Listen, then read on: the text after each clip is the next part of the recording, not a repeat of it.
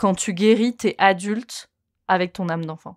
Tu sais, quand tu regardes des enfants, tu te dis jamais, moi je me dis tout le temps ça. Je me disais tout le temps ça avant, et maintenant j'ai de plus en plus accès, donc c'est magnifique, mais je me disais tout le temps, mais comme j'aimerais avoir cette insouciance, genre jouer, manger, dormir. Et en fait, tu peux avoir ça. C'est accessible à tout le monde, ça. Tu peux avoir ça. Si t'es parent, de jouer avec tes enfants comme si t'étais eux. Tu peux avoir ça, jouer, manger, dormir, avec une palette d'activités un petit peu plus large. Mais cette insouciance, cet enthousiasme, t'as ça, et en plus t'as un compte en banque.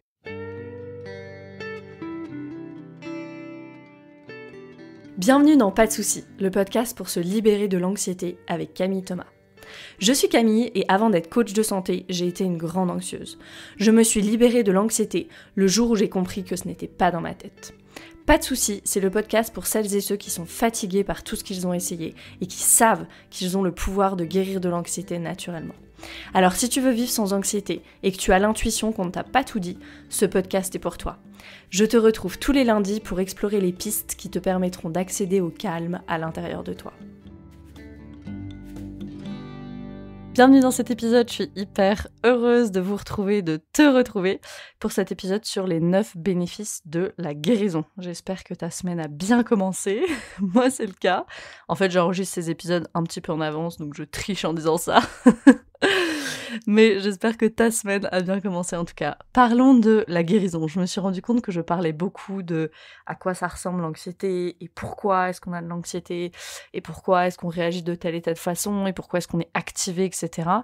Mais je parle pas beaucoup de à quoi ça ressemble derrière, de l'autre côté du rideau. Et pourquoi est-ce que tu voudrais guérir, en fait.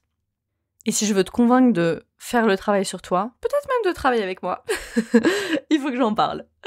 Donc quand on a un système nerveux dérégulé, on passe la plupart du temps activé. Donc à quoi ça ressemble quand on a un système nerveux dérégulé ? Plus ou moins, quoi qu'il nous arrive, on va vers une de ces 5 options qui correspondent aux réponses de survie. Les réponses de survie qu'on a en tant qu'être humain à notre disposition. Donc on a la fuite, ça c'est le circuit sympathique qui s'active. La fuite c'est je bats en retraite. Du coup, je peux physiquement quitter la pièce si j'étais avec quelqu'un. Ou alors, je peux être dans une situation où justement, je peux pas partir et avoir l'impression que je suis coincée alors que j'aurais qu'une envie, c'est de me carapater. Ça peut être m'adonner à des activités qui me permettent justement de fuir. Donc, de pas voir ce qu'il y a autour de moi, de pas voir ce qu'il y a dans ma vie. Peut-être, je peux me perdre dans le travail, je peux faire beaucoup de sport. Ça peut être très sain, mais je le fais à outrance, en fait. Ça va être la fuite. Le combat, on est dans le sympathique aussi ici. Dans le combat et dans la fuite, il faut faire quelque chose. On fait quelque chose. Donc dans le combat, je sais pas, je vais agresser quelqu'un, je vais défendre mon opinion coûte que coûte, je vais peut-être me battre physiquement même, me décharger sur quelqu'un qui ne s'est jamais déchargé sur son compagnon, son mari, sa compagne, sa femme. Je vais faire des reproches, me venger peut-être, critiquer. Je peux sentir ma mâchoire qui serre quand il y a le combat, je grince des dents peut-être, je serre les poings, j'ai envie d'attaquer quoi. Ça c'est la réponse de combat. Si on fuit pas ou qu'on ne combat pas, on peut se figer aussi. Une autre option c'est le figement, le freeze. Ça c'est l'expérience de je dois mais je peux pas. Je dois mais je peux pas. C'est quand il y a ces 2 grosses énergies, sympathique et dorsale, en même temps. Donc ça peut être, si t'es entrepreneur, tu connais ça, t'as 1000 choses à faire. Et t'arrives pas à en faire une, et pourtant t'es épuisé. T'es là pendant 3 heures, je sais pas par quoi commencer, et à la fin t'es épuisé. Entrepreneur ou pas d'ailleurs, ça peut arriver avec les tâches de la maison, ou juste trop de choses entre la maison et le travail, c'est ce « je dois, mais je ne peux pas ». Ça peut être, je sais pas, j'ai quelque chose de difficile à dire à quelqu'un aussi, et ça m'envoie dans la réponse de figement. Une autre réponse à disposition, c'est ce qu'on appelle le phoning, donc il n'y a pas vraiment de mot français pour ça. Ça, c'est une réponse de résignation, en fait. Je vais me résigner, et en fait, ma façon de me résigner, c'est d'être toujours d'accord avec l'autre, d'être d'accord avec l'autre, c'est exagéré, c'est d'essayer d'être utile à tout prix, même trop.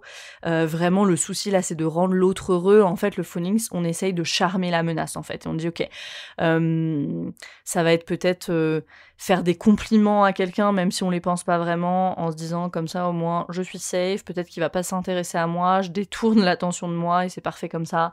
C'est des personnes ultra complaisantes qui se suradaptent en permanence. Ça, c'est une réponse de survie, en fait, c'est le phoning. Et quand on est dans le phoning, on est déjà dans une forme de dorsale. Et si on va dans l'état dorsal encore un peu plus profond, là c'est l'effondrement, donc là je suis vraiment en dorsal profond, la réponse d'autoprotection la plus extrême qu'à 500 millions d'années. Je me sens épuisée. Et ça, on peut le voir qu'on est en dorsale d'un coup. Souvent, une question que j'ai, c'est comment je fais la différence entre est-ce que je suis fatiguée ou est-ce que je suis en dorsale. Je peux voir que je suis en dorsale parce que souvent, je suis soudainement fatiguée, en fait. J'ai peut-être quelque chose à faire et puis je suis soudainement fatiguée. Ok, c'est que c'est activant pour moi. Je me sens épuisée, il n'y a plus d'énergie, j'ai plus d'énergie pour rien, il y a juste plus d'énergie dans mon système. J'ai envie de rester sous ma couette, qu'on me laisse tranquille et ne plus jamais sortir de sous ma couette. Ça, c'est l'effondrement. Donc quand on est dérégulé, on va hyper souvent vers une de ces 5 réponses, de façon consciente ou pas d'ailleurs, et la plupart du temps de façon inconsciente. Et donc on vit comme ça pendant un moment, alors quand je dis pendant un moment, ça peut être pendant des années, voire des dizaines d'années, et on pioche comme ça dans nos réponses de survie en fonction de ce à quoi on fait face. Et puis un jour où la coupe est pleine, ou un jour pas comme les autres, on voit qu'on n'est pas super heureux, pas super heureuse, peut-être on voit qu'on vit pas pour nous, vraiment. Peut-être qu'on se rend compte qu'on a plein de projets au placard qui voient jamais le jour. Peut-être que je me rends compte que je suis anxieuse la plupart du temps et qu'en fait, ça suffit. Moi, je dis toujours, ne sous-estimez pas l'énergie du ça suffit. Elle est super puissante et elle est super belle, à condition qu'on mette en place les actions après. Pas juste dire ça suffit, s'agacer un bon coup et reprendre sa vie comme elle était, ça non, mais cette énergie du ça suffit de maintenant les choses ne vont plus être comme avant, ça c'est magnifique. Et ce jour-là, c'est un des plus beaux jours. C'est vraiment, vraiment superbe.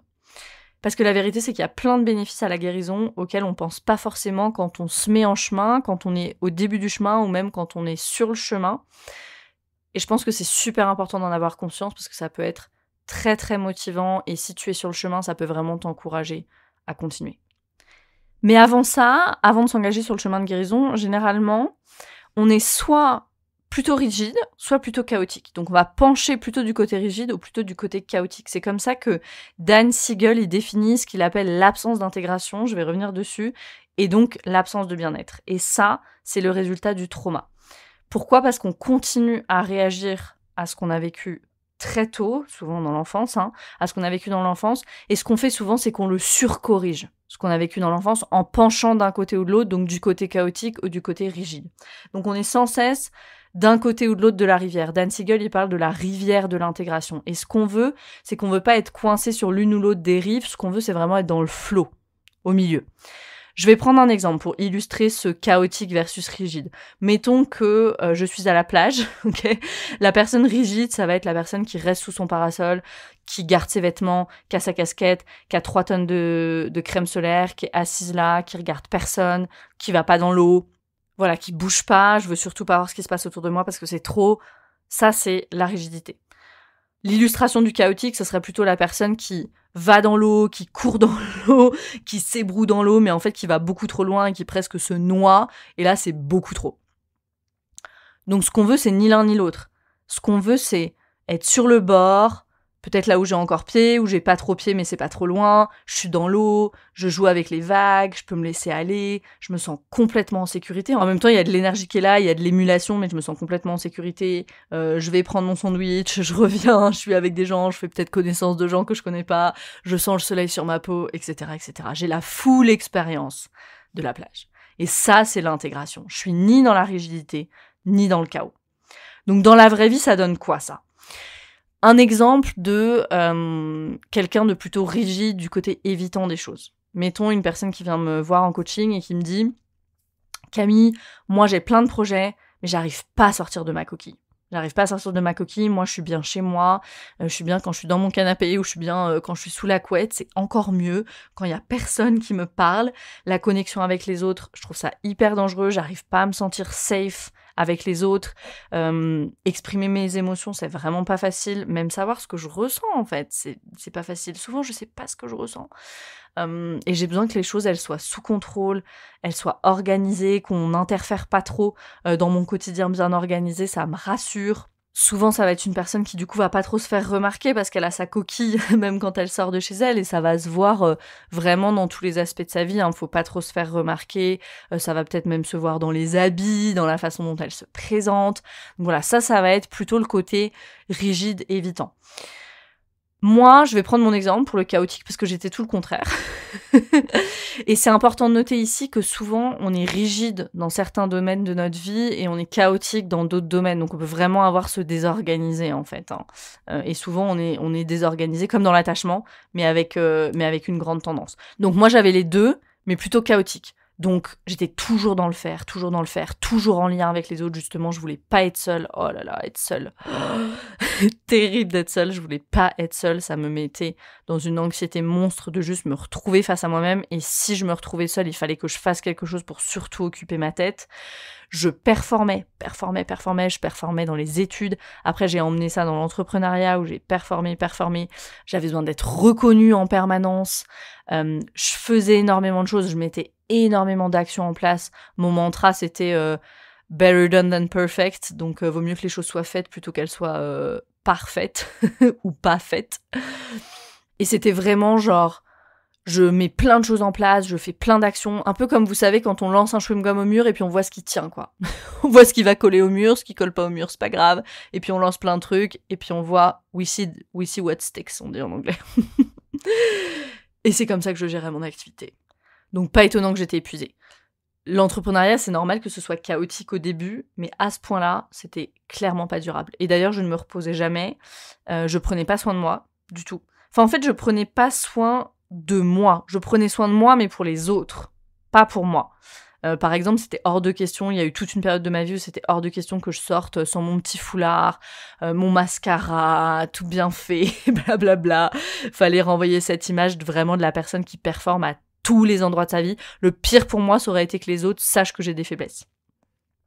Et vu que j'étais celle qui était forte, et ben pour renforcer ça, je rendais service aux autres, la sauveuse, J'étais là pour les autres tout le temps parce qu'il fallait que je me sente utile à tout prix. Sinon, ma critique intérieure, elle était hyper bruyante. Donc voilà, ça c'était moi, il y a 8-10 ans, très chaotique, plutôt du côté chaotique de la force. Aujourd'hui, je pense que tu me vois, si tu me suis sur les réseaux sociaux, c'est plutôt très minimaliste. Le fait d'avoir vécu 1 an à Berlin, ça m'a fait beaucoup de bien là-dessus, sur relâcher, sur les vêtements, l'apparence. Et ce qui est intéressant, c'est qu'à d'autres endroits, j'étais super rigide. Donc j'étais super rigide dans mon emploi du temps, dans la nourriture, dans mes attentes envers les autres. Il y avait vraiment ce truc de c'est comme ça et c'est pas autrement. Avec les hommes, j'avais une liste de choses dans la tête et si les cases étaient pas cochées, bye bye. Il y avait de la place vraiment pour rien d'autre. J'étais d'ailleurs complètement évitante dans ce domaine-là au niveau de l'attachement. Mais voilà, donc c'est comme ça que j'opérais et que je vivais. Et honnêtement, je vivais pas très bien. Et ça se ressentait aussi dans ma santé physique. J'étais pleine d'eczéma, j'avais plein d'allergies, j'étais épuisée tout le temps. J'en ai déjà parlé de ça. Mais voilà, c'était vraiment pas tellement la joie. Et quand je me retourne aujourd'hui, je me dis waouh, comment j'ai pu opérer comme ça? Mais en fait, on ne sait pas ce qu'on ne sait pas. You don't know what you don't know. Donc, c'était comme ça. Et maintenant, je suis contente de savoir mieux. Maintenant, en contraste, quand on régule son système nerveux et qu'on guérit, qu'est-ce qui se passe? Dan Siegel, il parle des FACES, F-A-C-E-S, d'un cerveau qui est intégré. FACES, c'est un acronyme en fait pour flexible, en anglais flexible, donc souple. L'acronyme il est en anglais. Donc F pour flexible, souple, A pour adaptive, donc qui s'adapte, C pour cohérent, E pour énergisé et S pour stable. L'acronyme il marche même en français, c'est génial. Donc flexible, donc souple, flexible, souple, adaptif, cohérent, énergisé et stable. Ça, c'est les caractéristiques d'un cerveau qui est intégré. On va voir ce que ça veut dire. Et on a accès aussi aux 8C du self. Je les adore, ces 8C. J'en avais déjà parlé dans l'épisode sur les parties de soi. Les 8C, c'est la curiosité, la compassion, la clarté, la connexion, la créativité, le courage, la confiance et le calme. Et moi, ce à quoi je travaille avec mes clients et mes clientes en coaching, c'est avoir accès à ça. À ces phases du cerveau, donc à ce cerveau intégré et à ces 8C. Alors bien sûr, on passe pas tout notre temps là-dedans. C'est normal. De la curiosité, de la compassion en permanence, 24 heures sur 24. Non, on est humain, c'est normal. On n'y est pas tout le temps, mais on sait qu'on peut y accéder, on sait qu'on peut se réguler et on sait qu'on peut y revenir et on y passe de plus en plus de temps. Et c'est quoi les conséquences de ça, les bénéfices? Les fameux 9 bénéfices. Honnêtement, il y en a plein d'autres, mais j'ai sélectionné ceux qui me paraissent le plus importants. Premier bénéfice, quand tu guéris, tu comprends ton passé. Ça, c'est le premier bénéfice. Et là, si tu m'écoutes souvent sur les réseaux ou dans mes podcasts, peut-être que tu te dis « Oui, mais Camille, tu dis tout le temps que comprendre, ça ne suffit pas. » Yes, ça veut dire que tu suis. Génial. Premier bénéfice, tu comprends ton passé. Mais c'est pas juste comprendre, c'est à tous les niveaux que tu l'as intégré, ton passé, et que ça a du sens. Que ton passé a du sens. Que tu en as tiré du sens. Attention, je suis pas en train de dire t'en as tiré du sens dans le sens justement de « Ah, je comprends l'enseignement, de pourquoi ça m'est arrivé, j'avais des choses à apprendre, nanana », parce qu'il y a des choses qui ne devraient pas arriver. Point à la ligne. Mais ton passé, il a du sens dans le sens où c'est clair pour toi que le passé, c'est le passé, que le présent, c'est le présent, que tu ne veux pas reproduire les événements du passé et que ces événements du passé n'ont plus l'influence qu'ils avaient sur toi parce qu'il y a beaucoup moins de charge émotionnelle et que même quand tu t'en souviens, parce que le souvenir il peut être là mais la charge émotionnelle elle est plus là et ça déjà ça change tout, et même quand tu t'en souviens, le cortex préfrontal il reste en ligne parce qu'il n'y a plus cette charge émotionnelle associée et t'es plus emmené dans la mémoire implicite. Donc tu comprends et t'as intégré ton passé et tes souvenirs ils sont connectés de façon logique et de façon chronologique. Et ça, c'est pas le cas dans la mémoire traumatique, qui est complètement fragmentée. Ton corps et ton cerveau sont connectés. Ça veut dire que ton cerveau, il a le pouvoir d'apaiser ton corps. Il y a de la régulation émotionnelle qui est là, qui est en place.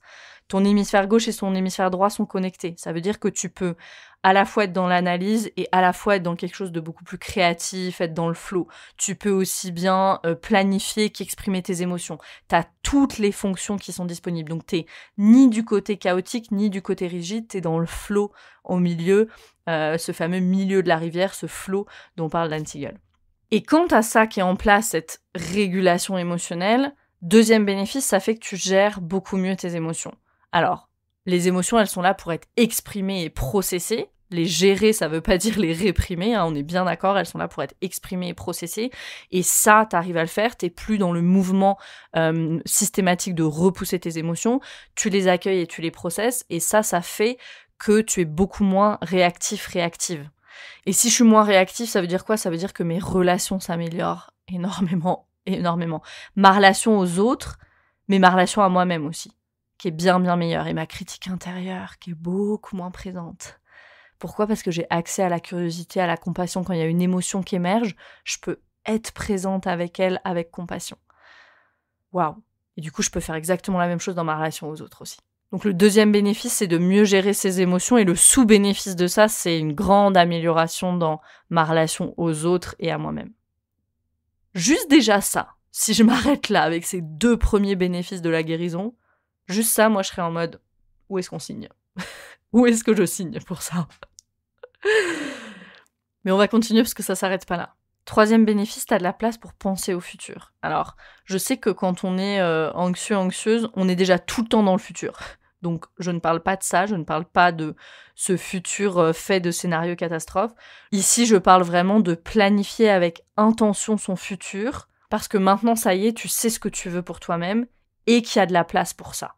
T'es assez en sécurité pour qu'il y ait de la place pour ça. Donc, 1, parce que tu sais ce que tu veux, et 2, il y a de la place pour ça. Et parce que tu sais ce que tu veux, c'est pas une évidence. Quand il y a trauma, moi je dis la boussole de notre vérité intérieure, elle est cassée en fait. Souvent, on sait pas plus bien ce qu'on veut pour nous-mêmes. Donc là, tu sais ce que tu veux, et il y a de la place pour planifier ça. T'es plus en mode survie, t'es plus tout le temps en train de penser à comment je vais être en sécurité là, maintenant, tout de suite, comment je peux me sortir de cette situation, comment je peux arrêter de ressentir cette douleur, comment je peux me libérer de ces sensations constantes de l'anxiété. Et donc, tu peux planifier le futur. Avec calme, avec confiance. 2C, des 8C. Et ça fait quoi? Ça fait que tu peux aussi retarder les plaisirs immédiats pour les plaisirs, les accomplissements à plus long terme. Donc dans le quotidien, ça va donner par exemple, non, je vais pas boire ce soir parce que demain je veux faire, je sais pas, une grande rando avec ma famille ou un super brunch avec XYZ. Et du coup, je sais que je veux être en forme pour ça. Et c'est pas depuis un espace de rigidité que je fais ça, mais c'est vraiment depuis un espace de capacité à voir le futur et je suis plus happée par le là, maintenant, tout de suite. Je dois survivre et je dois boire pour éteindre la douleur et m'anesthésier. Ça, c'est dans le quotidien, même chose dans les finances. Je sais pas si t'as déjà vu tous ces articles-là qui disent que les gens heureux gagnent plus d'argent. Mais pourquoi ? C'est parce qu'ils sont capables de planifier. Il y a moins d'aversion au risque aussi, c'est vrai, mais c'est aussi parce qu'ils sont capables de voir plus loin avec confiance. Moi, je commence à gérer mes finances correctement que maintenant. À me poser les questions des meilleures options pour investir, dans quoi dépenser, etc. que maintenant. Avant, j'avais beaucoup moins d'argent, matériellement, mais j'aurais quand même pu investir même 100 € par mois. Et j'avais lu tous les livres de Tony Robbins qui dit « Commencez tôt avec l'investissement, même avec une toute petite somme par mois, vaut mieux commencer tôt, etc. » Mais je pouvais pas. Donc là, c'est vraiment pour illustrer que c'était pas une question de est-ce que c'est matériellement possible ou pas. C'est une question de je ne pouvais pas parce que j'avais tellement de panique autour de ça, j'avais un attachement tellement anxieux et désorganisé à l'argent, et j'étais tellement juste tout le temps dans la survie du moment, en train d'essayer d'apaiser mon anxiété qui me disait que j'aurais pas assez pour le mois d'après, alors que c'était pas vrai, et que j'allais finir sous un pont, que je pouvais pas penser clairement et budgéter avec sagesse, avec stratégie. Ça, c'est quelque chose qui devient disponible. Et donc, même sans rien changer dans ta vie, de facto, tu gagnes plus d'argent, peut-être parce que juste tu budgètes mieux, en fait. Si t'es entrepreneur, retarder les plaisirs immédiats pour les accomplissements à long terme, c'est la définition même de ce qu'il faut faire pour connaître le succès. Or, si t'es en survie constante, tu peux pas faire ça. Je parlais tout à l'heure de à quoi ressemblait mon activité il y a quelques années. C'était de la survie du moment to moment to moment to moment en permanence, en fait. D'un moment à l'autre, en permanence. Mais si tu m'avais dit, il se passe quoi dans ton entreprise au prochain trimestre, je sais pas. Pourquoi tu me demandes ça ? Je ne sais pas. Maintenant, je sais ce qui va se passer sur toute l'année 2023. Et waouh, il y a tellement de paix, de calme, d'assurance, de joie, d'enthousiasme qui vient avec ça. Et de liberté. Et pourquoi t'es capable de faire ça ? 4e bénéfice, parce que t'as plus de ressources. Parce que quand t'es pas activé tout le temps, t'as accès à ton cortex préfrontal. Cette partie du cerveau qui résonne, qui planifie et qui nous fait prendre des décisions, on espère les bonnes décisions, mais en tout cas des décisions qui sont réfléchies. Or, on se souvient quand on est activé, quand on part en sympathique, il y a les hormones de stress qui inondent notre organisme et les hormones de stress, elles désactivent le cortex préfrontal. Donc si je suis plus activée tout le temps, que j'ai régulé mon système nerveux, j'ai accès à mon cortex préfrontal et je peux être beaucoup plus créatif. Et quand t'es activé en permanence, t'as pas accès à ça. Quand t'es en sympathique, faut trouver une solution tout de suite. Mais le problème, c'est que quand on est en sympathique, il y a aussi une caractéristique de l'état sympathique, c'est cette pensée en tout ou rien, en blanc ou noir. Et en fait, ça empêche d'avoir accès au spectre complet et souvent immense, parce que souvent, il y a plein de solutions. Je me souviens, j'avais quelqu'un dans ma famille, je sais même plus qui disait un problème 10 solutions. Ça m'irritait, ça, parce que j'étais tellement anxieuse, ça m'énervait, ce truc. Mais en fait, c'est vrai, si on regarde les choses assez objectivement, mais le truc, c'est que c'est cet état sympathique du système nerveux dans lequel on est qui nous empêche d'avoir accès au spectre souvent très grand des solutions qui sont possibles. Moi, ça m'arrive très souvent en coaching, des personnes qui viennent et qui, au début, voilà, il y a des pratiques à mettre en place et puis on leur critique intérieure qui est très forte et puis qui me disent « Ah, je suis frustrée, j'arrive pas à mettre en place comme je voudrais mettre en place, etc. » Je dis « Ok, à quel moment tu veux le faire, Et c'est toujours, pour elles, dans leur tête, c'est toujours soit ça, soit ça. Et moi, j'arrive avec à peu près 10 000 autres options, mais c'est normal parce que moi, je suis pas activée. En fait, je peux regarder leur situation depuis mon état ventral, donc depuis ma sécurité, et moi, je vois le spectre des possibilités. Et elles, à la fin du coaching, elles voient le spectre des possibilités aussi, parce qu'elles sont en ventral au moment de prendre toutes ces décisions-là. Alors qu'au début, elles étaient en sympathique, et donc il y avait soit ça, soit ça. Et là, d'un coup, il y a 10 solutions possibles. La situation, elle n'a pas changé. Par contre, mon état, il a changé. Je suis en ventral, donc je suis créative, j'ai accès à mon cortex préfrontal. Et quand je parle de créativité, moi, souvent, je pense à l'enfance, aux enfants. C'est le 5e bénéfice, tu peux vivre l'enfance que tu n'as pas eue quand tu guéris. Peter Levine, il dit quelque chose de magnifique. Il dit « Il n'est jamais trop tard pour avoir l'enfance qu'on mérite ». C'est trop beau, ça. Moi, j'adore, elle m'émeut énormément, cette phrase. Il n'est jamais trop tard pour avoir l'enfance qu'on mérite. Quand tu guéris, t'es adulte avec ton âme d'enfant. Tu sais, quand tu regardes des enfants, tu te dis jamais, moi je me dis tout le temps ça. Je me disais tout le temps ça avant, et maintenant j'ai de plus en plus accès, donc c'est magnifique, mais je me disais tout le temps, mais comme j'aimerais avoir cette insouciance, genre jouer, manger, dormir. Et en fait, tu peux avoir ça. C'est accessible à tout le monde, ça. Tu peux avoir ça. Si t'es parent, de jouer avec tes enfants comme si t'étais eux. Tu peux avoir ça, jouer, manger, dormir, avec une palette d'activités un petit peu plus large. Mais cette insouciance, cet enthousiasme, t'as ça, et en plus t'as un compte en banque. J'adore, Annabelle Ingleton, elle dit ça. Quand on guérit, on est adulte, mais avec l'insouciance et la capacité de jouer à des enfants, et avec un compte en banque. C'est pas génial, ça. Rien que pour ça, juste pour ce bénéfice-là, je crois que je signe en bas de la feuille pour m'engager sur le chemin de guérison. Et puis il y a ce truc aussi qu'on peut avoir plus de légèreté. Souvent, les personnes qui arrivent en coaching, elles me disent ça. Quand au début, on parle de leurs objectifs, elles me disent « Moi, je veux plus de légèreté, plus de spontanéité. » Ce qu'elles sont en train de me dire, c'est qu'elles veulent retrouver. En partie, en tout cas, c'est ça. Elles veulent retrouver leur âme d'enfant. C'est ce qu'elles sont en train de me dire entre les lignes. Et ça, c'est ce qu'on retrouve. Je peux être légère, drôle, parce que je me sens en sécurité, en fait. Je m'en fiche de ce que les gens pensent. Et pourquoi ? Parce que j'ai fait le travail avec les parties de moi. Et les parties de moi, elles savent que, quoi qu'il arrive, je suis là. Donc elles se sentent hyper safe, ces parties jeunes de moi, et ces parties jeunes de nous, quand elles se sentent en sécurité, mais c'est les meilleures parties de nous. Ces parties qui, avant, portaient énormément de douleur, ou avant nous protégeaient à tout prix et avaient des rôles hyper extrêmes, c'est juste nos meilleurs soutiens, nos meilleurs cheerleaders, nos plus grands et grandes fans. C'est ces parties de nous. Et donc on peut véritablement vivre l'enfance qu'on n'a pas eue. 5e bénéfice, alors on est quand même adulte, donc on travaille, mais ton travail il va te donner de l'énergie. Si t'es entrepreneur, tu vas décider petit à petit, au fur et à mesure de ton développement par exemple, de ne plus faire que des choses qui te donnent de l'énergie. Si t'as un travail qui te plaît pas, tu vas changer de travail. Pourquoi ? Parce que quand tu guéris, tu te connectes à qui tu es, à ce que tu veux. Je l'ai dit, la boussole de la vérité intérieure, elle est réparée. Et donc ça fait que tu connais ta valeur. Dans le sens de... Et c'est pas un truc qui vient de l'ego que je suis en train de dire là. C'est vraiment, tu connais ta valeur dans le sens de la valeur intrinsèquement humaine. Tu reconnectes à chaque vie est un miracle et chacune d'entre nous a une valeur immense. Donc moi, j'ai une valeur immense aussi. Il y avait une chance sur combien pour que je sois ici ? Pour que tu sois ici. Et t'as ça en tête. Et tu sais que t'es de nature humaine, mais que t'es de nature terrestre, donc de nature divine aussi. Peu importe ce en quoi tu crois. Que l'homme vient de Dieu, de la nature, de l'univers, peu importe. Mais tu peux juste voir que ta vie, elle est précieuse en fait. Qu'il y a de la valeur là, à cet endroit-là. Donc t'arrêtes de te brader, t'arrêtes de baisser tes prix si t'es entrepreneur, t'arrêtes de donner des réductions à tout le monde.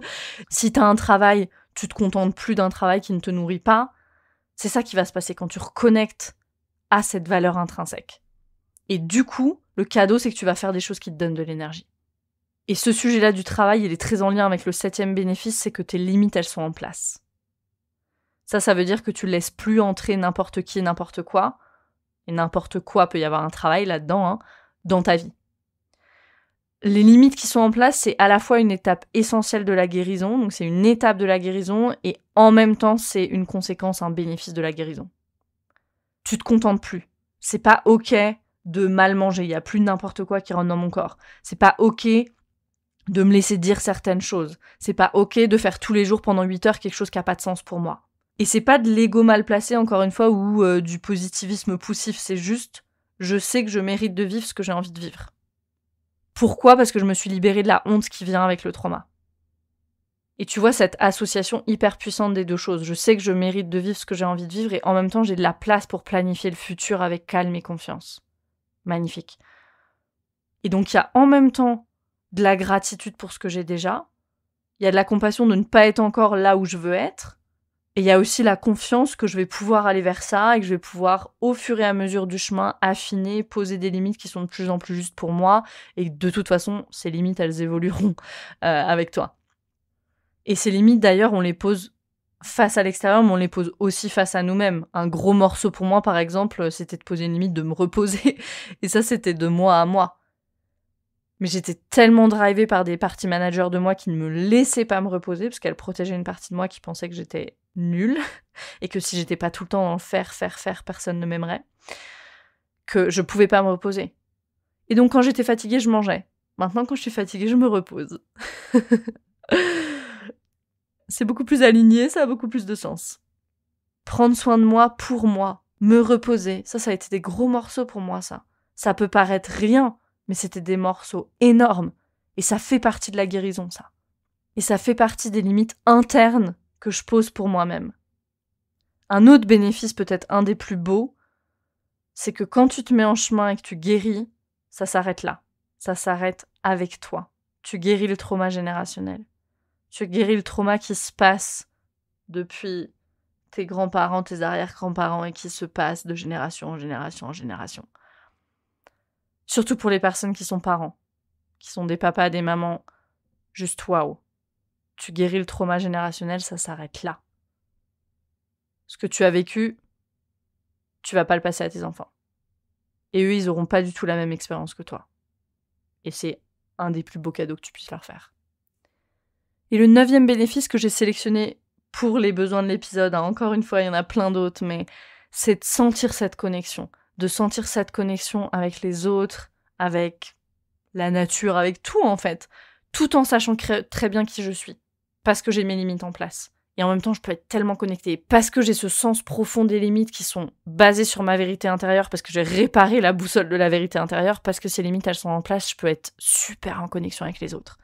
Et du coup, tu traites les gens avec beaucoup plus de compassion, de curiosité. Tu peux faire confiance. Les autres, ils peuvent avoir confiance en toi parce que tu fais ce que tu avais dit que tu ferais. Toi, t'as confiance en toi. T'es en sécurité dans le monde, en fait. Tu te sens en sécurité dans le monde, tout simplement. Qu'est-ce que tu ferais si tu te sentais complètement en sécurité dans le monde, complètement en sécurité avec les autres? Et ça, ce que je viens de décrire là, c'est ce qu'on fait dans mon programme de coaching Arise. Et c'est ce que j'entends le plus souvent de la part de mes clientes à la fin du programme. Wow, j'arrivais pas à faire confiance, et maintenant je fais confiance. Je sortais pas de ma coquille, et maintenant me voilà en train de faire des stories sur Instagram et de parler de mon projet professionnel et de lancer mon projet. J'arrivais pas à prendre du temps pour moi, maintenant tous les mercredis matins ils sont dédiés à moi et seulement à moi, etc., etc. Donc si c'est quelque chose où tu te dis, ok, ça c'est pour moi, et si tu te le dis pas, je ne sais pas ce qu'il te faut. J'ouvre les appels Clarté en février, donc rejoins la liste d'attente pour être la première informée, et dès que j'ouvre les appels, tu pourras booker ton appel avec moi. C'est l'épisode 42 aujourd'hui, comme le dernier kilomètre du marathon. C'était un sacré marathon, ce podcast. Alors je vais prendre une pause de 2 semaines pendant Noël. Ne t'inquiète pas, le podcast ne s'arrête pas, on reprend dès janvier. Je vais prendre une pause de 2 semaines pendant Noël avec le podcast. Je suis en live tous les jeudis soirs sur Instagram pendant le mois de décembre, parce que c'est vraiment un mois, le mois de décembre, où on est plus en famille, où on a besoin de plus d'encre, de sécurité, de régulation. Donc je suis là en live tous les jeudis soirs sur Instagram, viens discuter avec moi, viens me poser tes questions sur le système nerveux, sur le trauma, sur le programme de coaching, sur ce qui se passe en ce moment pour toi. Moi j'adore discuter avec vous toutes, avec vous tous. Et en attendant, je te souhaite de merveilleuses fêtes de fin d'année, des fêtes sereines surtout, si possible. Et si t'as pas encore écouté l'épisode sur les fêtes de fin d'année, justement, fais-le avant d'aller en famille. Et nous, on se retrouve dans 2 semaines, en 2023. Trop bizarre, ce sera 2023. On aura changé d'année. Profite de la fin d'année si tu le peux pour ralentir un peu, pour juste être. Et moi, je te dis à très vite.